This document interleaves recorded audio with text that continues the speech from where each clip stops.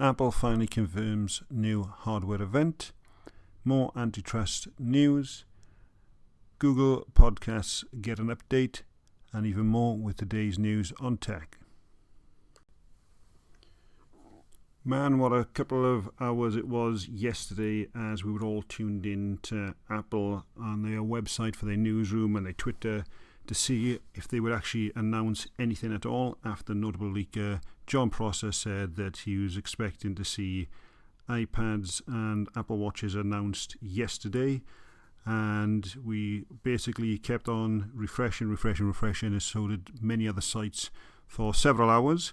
And then finally, Apple actually announced their September event to be live streamed, and that will be available on the Apple TV and YouTube as well. And this year it's going with the Time Flies event. So that may be possibly going towards the Apple Watch. Now, Jon Prosser admitted that he got this one wrong, and Mark Gurman has already said a couple of days before that there would be no actual hardware announced by a press release yesterday, so he was actually correct on that one as well. And it is actually good though, because we now got a firm date of when Apple are going to be live streaming their hardware event, and that will be September the 15th, and obviously that's going to be from the Steve Jobs Theatre. And this time they've got a nice little AR demonstration with the Apple logo going on there as well. So when you click on the link, it takes you to the AR on the iPad, which I was viewing it on.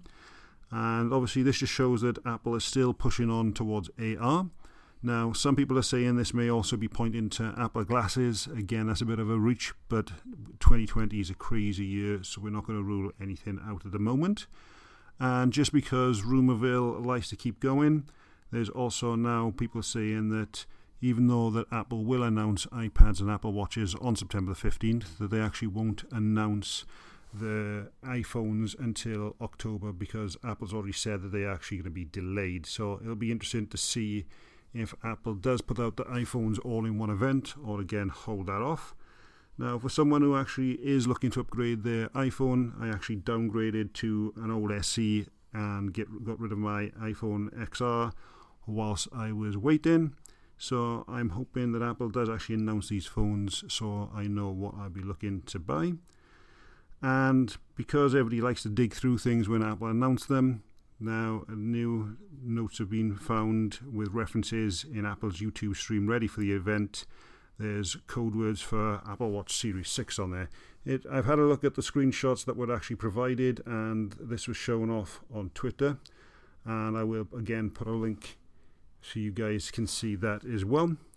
And that actually shows that Apple does say about the Apple Watch Series 5, but at the end of the day, these are keywords as well, so it is nothing unusual that that old one's going to be in there, but it's nice to see that there is the Apple Watch 6 reference in there. So if nothing else, we're going to see that.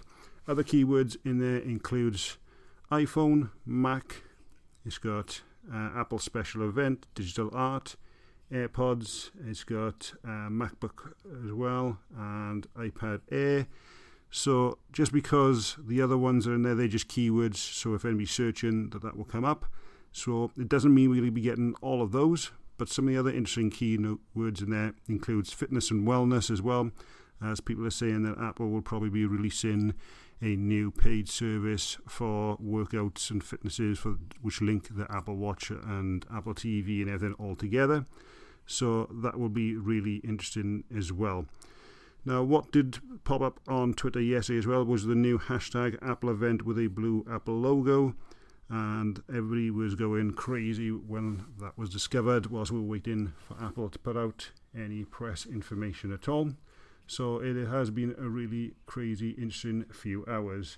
True to form, we had to go out, and Apple actually announced it after we were out, so we weren't able to get that information out as fast as we would normally like to.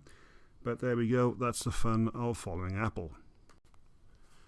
Apple released iOS 13.7 last week to everyone, and this update brought a major expansion to the COVID-19 exposure notification, which we actually talked about, which allowed states and countries to actually get a better handle on the COVID tracking exposure notification platform without the need to build their own app using Google and Apple's API. So that actually came out last week, and then last night Apple finally stopped signing iOS 13.6.1, which means you can no longer downgrade to anything lower than iOS 13.7. So for any jailbreakers out there, if you are now on 13.7, that is the lowest firmware. You cannot go any lower at all. Sticking with Apple at the moment, the antitrust investigations don't seem to end. We announced last time that there was a new antitrust investigation into the fairness of iCloud terms and conditions, and now there's also a second antitrust investigation, and this one is going to be by the Australian Competition and Consumer Commission, which is the ACCC, and that is said to be examining the fairness of the two app stores from both consumers and developer perspectives as well. So we're going to be watching that very closely.